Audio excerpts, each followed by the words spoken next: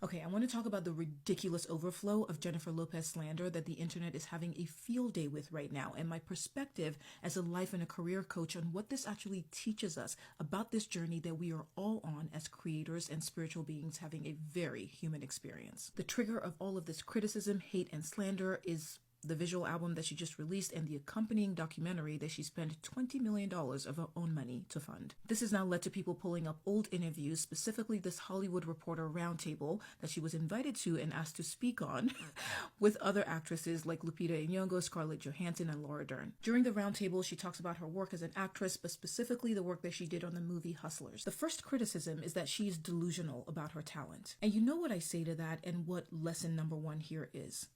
Yes.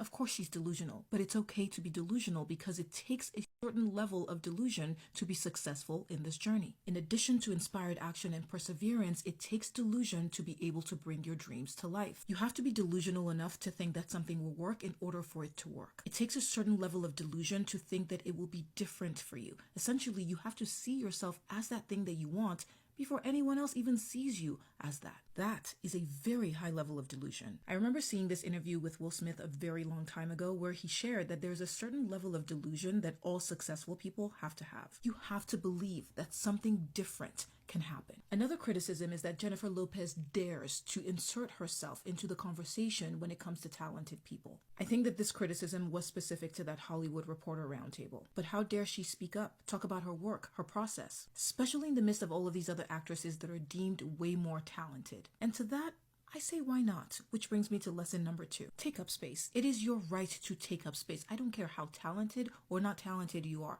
Take up space. Even when you're afraid, even when you think that you are not good enough, take up space. Some people will be invited to the table, the very same table that they prayed to be invited to. They will get to the table and they will be too afraid to participate. They'll shrink themselves, believe that they're not enough. They'll want to be humble. Really early on in my corporate career, in my early 20s, I used to pray, God, please give me the audacity of a mediocre person. Because let me tell you, most people that we see who are on top are not there because they're the most talented people or even the most hardworking people. There are a lot of mediocre people on top who are just winging it because they dared to take up space. They dared to snatch opportunities, to leverage their connections. They dared to be at the right place at the right time, to say yes to things that they didn't even feel qualified for. I am not saying be an egomaniac, but speak up. Take up space and have a little bit more faith in yourself. There is a statistic that I discovered a really long time ago that still lives rent-free in my head. Men apply for a job when they meet only 60% of the qualifications. Women, on the other hand, only apply if they feel that they meet 100% of the qualifications. We are leaving opportunities on the table. So many of us are just waiting to be perfect, waiting to be seen as perfect, waiting to be seen as worthy, to have a voice, to create in this world, in this journey. And let me tell you, you are going to be waiting a very long time, waiting till the end of your journey and then realizing that you spent your entire life waiting instead of creating. Another criticism is that no one loves J-Lo more than J-Lo. And to that, I say bravo. And lesson number 3, shouldn't that be the case? Shouldn't you be your greatest love, your biggest fan, your biggest cheerleader? Because listen, if you are waiting for someone else to do it, you will be waiting a very long time. I am not an advocate of narcissism. We all know what happened to Narcissus when he stared at his own reflection for far too long. But I am a huge promoter of self-love, of self-esteem, of self-respect, and self-advocacy. Add lesson number 4 to that, which is do not be afraid to let people see you trying. A lot of people are like, why would she put this project out? It's embarrassing. She's trying too hard. Here's the thing. People are going to talk anyway. Whether you try or not, people are going to talk anyway. If you ever worry about what people will say about you trying to build something, trying to create something, trying to promote something, to nurture something publicly, I'm telling you right now, in the grand scheme of things, their opinions are none of your business. And please remember this, most people who can't do, criticize. And yet another criticism that has plagued her for most of her career and is now incredibly loud with this new project is that she doesn't have any talent. Which brings me to lesson number 5. Don't ever let talent or the perception of talent ever stand in the way of you succeeding, or most importantly, creating. Talent is a puzzle piece, part of the journey. Talent is great, but it's also subjective. Art is subjective. My acceptance or appreciation of someone else's art doesn't make it valid. Creating it does. And the purpose of this journey, this human journey that we are on as spiritual beings, is to create, to experience. It's not perfection. It's never been perfection. Nowhere in this journey is perfection the destination. By the way, in this same J-Lo criticism universe, people are actually out there right now debating Beyonce's talent.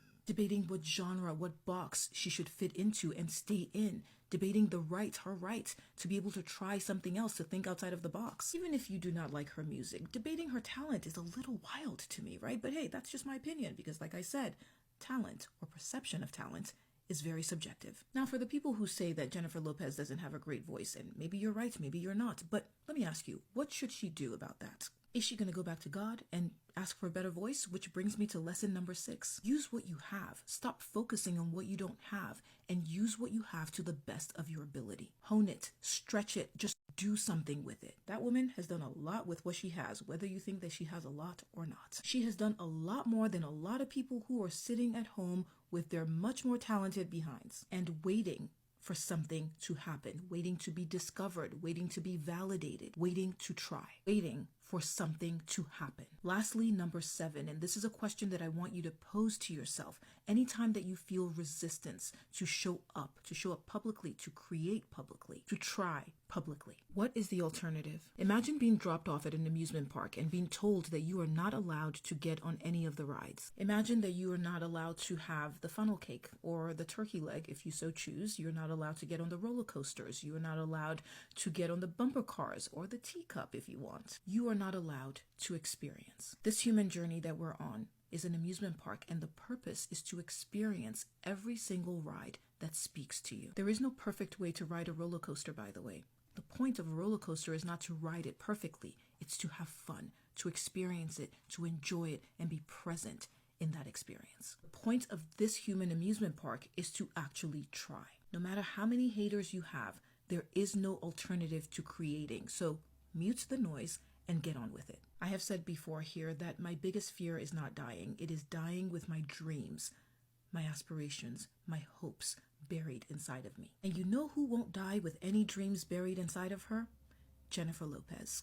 If this message resonated with you, comment below. By the way, I'm Wemi. I'm a life coach and a career coach. If you are seeing one of my messages for the first time, it's so lovely to meet you. Don't forget to hit that follow button for more doses of inspiration. I will see you soon.